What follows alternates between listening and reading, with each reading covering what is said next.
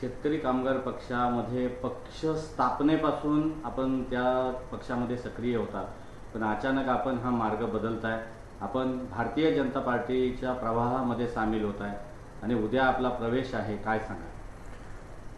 माझा जन्म 1959 रोजी झाला महाराष्ट्र दिनानिमित्त.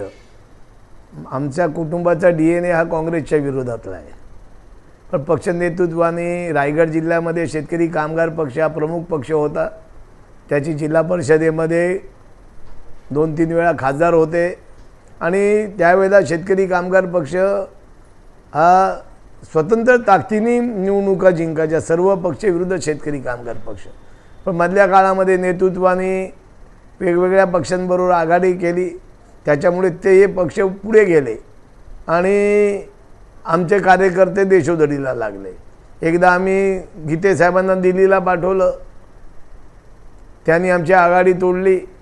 त्याच्यानंतर सुनील तटकरे साहेबांना आम्ही दिल्लीला पाठवलं, पण त्याच्यानंतरच्या होणाऱ्या विधानसभेच्या निवडणुकीमध्ये आमच्या अलिबागमध्ये पण माझा पराभव झाला आणि आज महाराष्ट्रामध्ये महाविकास आघाडीच्या माध्यमातून शरद पवार आणि उद्धव साहेबांच्या नेतृत्वाखाली सगळ्या पक्षांनी आघाडी करून लोकसभेमध्ये चांगलं बहुमत मिळवलं होतं. पण विधानसभेमध्ये सगळ्याच पक्षाला वाटलं की आमचा मुख्यमंत्री व्हायला पाहिजे. या पाडापाडीच्यामुळे आमच्यासारखे कार्यकर्ते ज्यांनी टोकाला जाऊन लोकसभेला काम केलं त्यांची अवस्था बिकट झाली आणि पुन्हा एकदा आमचे नेते भाई जयंत पाटील यांच्या विरुद्ध विधान परिषदेला 15-20 दिवसात फॉर्म भरला. मग विकास आघाडीच्या माध्यमातून राहून विश्वास नाही आणि आघाडीतले नेते वेगवेगळ्या पक्षाबरोबर संधान साधतात आणि BJPमध्ये जाण्याचा विषय की BJP हा देशातला 1 नंबरचा पक्ष आहे. महाराष्ट्रात राष्ट्रवादी काँग्रेस आहे, शिंदे सेना आहे, शेवटी ते BJPच्या नेतृत्वाखाली काम करतात. मला पण अन्य लोकांनी बोलवलं होतं, पण मी त्या पक्षात गेलो नाही. कारण BJPमध्ये गेल्याने रायगड जिल्ह्यातील किंवा महाराष्ट्रातील मला जे मानणारे लोक आहेत त्याची असंख्य कामं थांबलीत. कारण गेले 7-8 वर्ष आम्ही सत्तेपासून दूर आहोत, विकासापासून दूर आहोत आणि सर्वसामान्य माणसांची कामं रखडलेली आहेत. आणि BJPमध्ये माझे बरेच मित्र आहेत या आणि रवींद्रजी चव्हाण हे आमचे पप्पू शेठ यांचे जवळचे त्यांचे संबंध आहेत. धैर्यशील पाटील हे जिल्हा अध्यक्ष आहेत. त्याच्यामुळे अन्य पक्षामध्ये जाण्यापेक्षा आम्ही BJP निर्णय घेतला. कारण देशामध्ये नरेंद्रजी मोदी, देवेंद्र फडणवीस, महाराष्ट्रामध्ये अमित शहा यांच्या नेतृत्वाखाली त्यांनी चांगलं यश संपादन केलेलं आहे आणि खऱ्या अर्थाने रायगडच्या विकासासाठी आम्ही हा BJPमध्ये जाण्याचा निर्णय घेतला. लोकांनी प्रश्न पडला की BJP तुला काय देणार आहे. मी कुठल्याही स्वार्थाशिवाय तिथे गेलेलो आहे, पण तो पक्ष हा व्यक्तीवर आधारित नाही, तो मोठा पक्ष आहे. अन्य जे पक्ष आहेत महाराष्ट्रात ते एक व्यक्तीच्या आधारित आहेत आणि शेवटी त्यांची विचारधारा BJPची मिळती जुळती आहे. तर म्हणून मी BJPत जायचा निर्णय घेतला आणि मला निश्चित खात्री आहे माझ्या जाण्याने रायगड जिल्ह्यामध्ये BJP हा 1 नंबर पक्ष होईल. आगामी होणाऱ्या स्थानिक स्वराज्य संस्थेमध्ये त्याचा रिझल्ट तुम्हाला निश्चित दिसेल. कोणत्या प्रकारची विकास कामं संकल्पित तुमच्याकडे आहेत की जे करून? शेतकरी कामगार पक्ष ही केडर पार्टी आहे, लोकशाहीवर आधारित आहे. या पार्टीचं नेतृत्व भाई उद्धवराव पाटील असतील, ND पाटील असतील, दिबा पाटील असतील, दत्ता पाटील आहे यांनी केलं.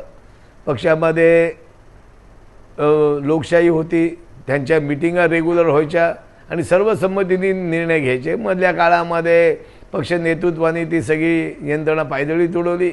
हम करूचे कायदा याप्रमाणे निर्णय घेतला.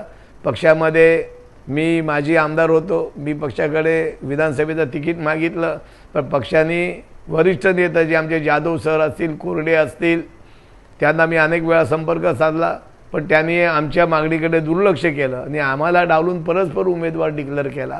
आज मी काय उमेदवार उभा राहणार नव्हतो. आमचे नेते अस्वाद पाटील यांना मी उमेदवारीसाठी माझा आग्रह केला, पण पक्षाचे नेतृत्वाने ज्युनियर लोकांना संधी दिली. पदाधिकारी नेमताना पण जे कर्मचारी आहेत त्यांना पदाधिकारी केले आणि जे कार्यकर्ते आहेत त्यांना बाहेर काढले. पण आता संघटनेमध्ये आपल्याला विचार करत नाहीत आणि कार्यकर्त्यांचा आग्रह गेली 5-7 वर्ष शेतकरी कामगार पक्ष हा रायगड जिल्ह्यातला महत्त्वाचा पक्ष, हा कार्यकर्ते बरेच फॉलोअर्स आमचे आहेत, ते अनेक अडचणींना त्यांना तोंड द्यायला लागलं, कुठली सत्ता नाही आणि त्याच्यामुळे जे सत्तेत लोक आहेत ती आमच्या, कारण रायगड जिल्ह्यामध्ये शेतकरी कामगार पक्ष प्रमुख पक्ष होत आहे आणि बरेच त्यांचे पदाधिकारी गावामध्ये असतील, जिल्हा परिषदमध्ये असतील, त्यांचं वर्चस्व होतं. पण मधल्या काळामध्ये पक्ष नेतृत्वाने विविध पक्षांबरोबर वेगवेगळ्या आघाड्या केल्या आणि त्या आघाडीचा फायदा न घेतल्यामुळे रायगड जिल्ह्यातील ज्यांना आम्ही खासदार केले आमच्या शिडीने चढले, पण गेल्यानंतर आम्हालाच आमच्या विरुद्ध त्या गावामध्ये वेगळी संघटना स्थापन करून आमचं खच्चीकरण करण्याचा प्रयत्न केला.